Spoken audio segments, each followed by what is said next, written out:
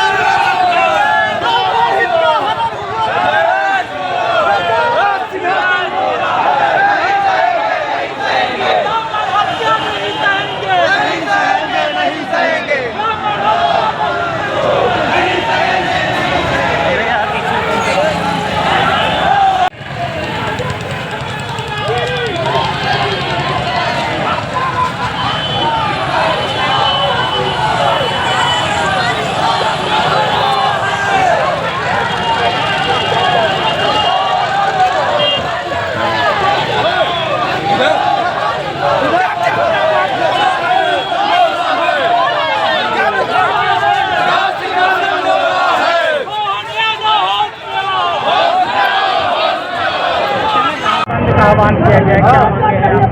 हमारी मांग है, अखिल भारतीय ब्राह्मण समाज मध्य प्रदेश के तत्वावधान में रीवा बंद का आह्वान किया गया है। हमारी यह मांग है कि जो मऊगंज में हुई घटना 4 दिन पहले जो घटना घटित हुई है, उनके आरोपियों को फांसी की सजा मिले और जो मृतक है सनी दुबे, उसको 1 करोड़ की सहायता राशि दी जाए। और जितनी भी घटनाएं ब्राह्मण समाज पर हो रही हैं, 2 महीने में लगातार घर में घुस घुस करके मारा जा रहा है। अभी सीधी में 1 दिन पहले ही सीधी में देख लीजिए आप, एक आदिवासी ब्राह्मण समाज के एक विकास तिवारी को मारता है, घर में घुस करके मारता है। आप रायपुर करचुलियान की घटना देख लीजिए, अमरपाटन की घटना देख लीजिए, जबलपुर की घटना देख लीजिए। 4-4 नृशंस हत्याएं की जाती है और ब्राह्मण समाज के ये नेता, चाहे वो उप मुख्यमंत्री हो, चाहे वो प्रदेश अध्यक्ष हो, इन लोगों के मुंह से आवाज नहीं निकलती है और बातें करते हैं। वो कहते हैं कि हम जब वोट लेना होता है तो वो कहते हैं कि हम ब्राह्मण समाज के, हमें वोट दो।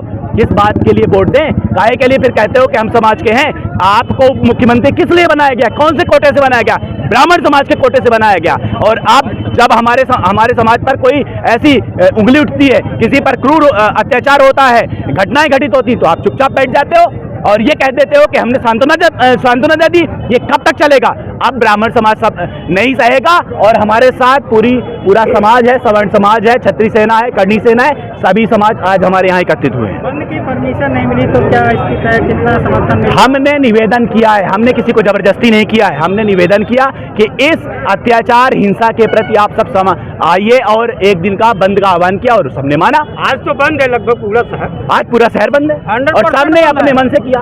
अपने जिले के अंदर श्रवण समाज के बहुत सारे नेता हैं और अभी तक किसी भी तरह का कोई बयान। मैं यही तो कह रहा हूँ कि जो नेता हैं, जो राजनेता हैं, उनके मुंह में दही जमा हुआ है, वो समाज के लिए खड़े नहीं हो रहे हैं।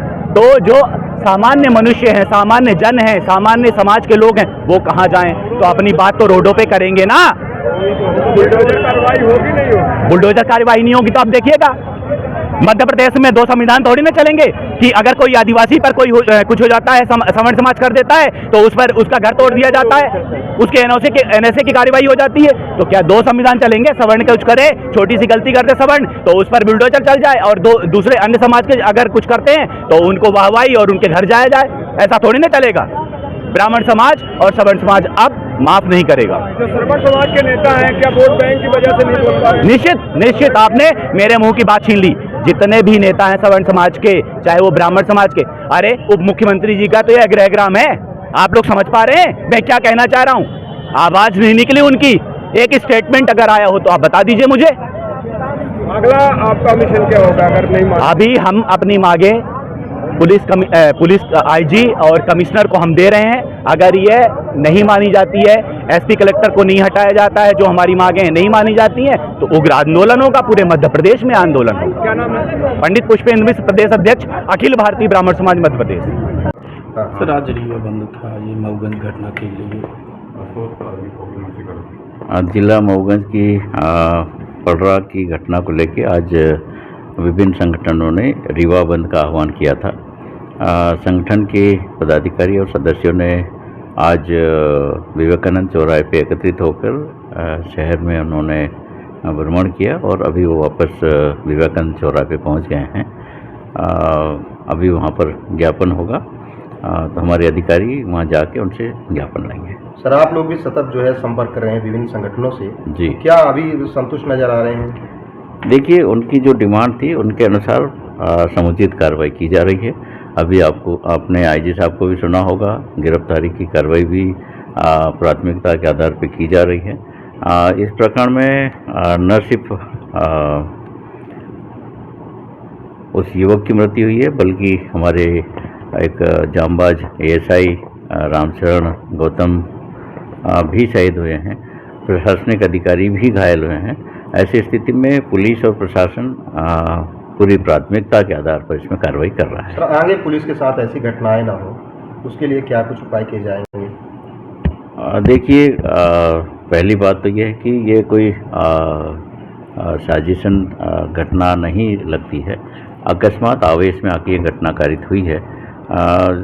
भविष्य में इस तरह की घटनाएं नहीं हो, इस हेतु जन जागरूकता भी की जाएगी और हमारे पुलिस बल भी और सतर्कता के साथ ड्यूटी करें, ऐसा हम तैयारी करके रखेंगे।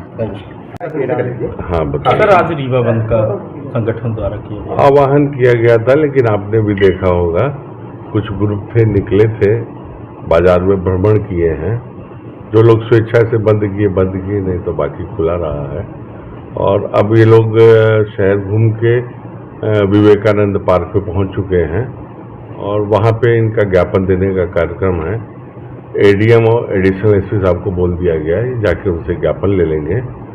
अब उनकी इच्छा थी, पहले उनको समझाया गया था कि आप लोग एक ग्रुप बना लें, चर्चा कर लें, लेकिन उनका ये कहना था कि नहीं, हम बाजार भ्रमण करेंगे, हम लोगों से अपील करेंगे। तो क्या अपील हुई आपने देखा, ये कितना बाजार बंद है वो भी आपने देखा। तो अब ज्ञापन होगा, ज्ञापन लेने के बाद अग्रिम कार्रवाई की जाएगी। क्या मांग कर रहे हैं सर, क्या इनकी मांगे? उनका यही कहना था कि मऊगंज की घटना में अत्याचार हुआ और आरोपी नहीं पकड़े जा रहे हैं। तो आपको बता दूं, 26 आरोपी हमारी हिरासत में हैं। जो राइफल लूटी गई थी वो राइफल भी हमारे पास है। मुख्य आरोपियों में से आधे आरोपी हमारे कब्जे में हैं। संभवतः आज वैधानिक कार्रवाई हो जाएगी और हमारी पार्टियां लगी हुई हैं। कुछ जो शेष बचे हुए हैं उन्हें हम जल्द से जल्द गिरफ्तार कर लेंगे। सर, देखा गया था कि बड़ी संख्या में पुलिसकर्मी अपने घायल हुए थे, अब कैसी उनकी स्थिति है, कैसा उनका स्वास्थ्य? देखिए, हमारे शहीद एएसआई साहब, उनके बारे में आपको पता ही है। बाकी सारे कर्मचारी और तहसीलदार साहब, अभी उनकी स्थिति बहुत अच्छी है और पूर्णतया अभी स्वस्थ हैं और उम्मीद करता हूं जल्द से जल्द डिस्चार्ज होकर अपनी ड्यूटी पे आएंगे। सर, एक यूट्यूब के पत्रकार का भी नाम आ रहा है इसमें। देखिए, वो तो विवेचना का विषय है, लेकिन हम आपको आश्वस्त करना चाहेंगे कि कुछ भी गलत नहीं होगा। यदि कोई गलत होगा तो उसे हम छोड़ेंगे नहीं, और यदि वो गलत नहीं होगा तो उसे हम किसी प्रकरण में फंसाएंगे नहीं। ये आपको भरोसा दिलाते हैं।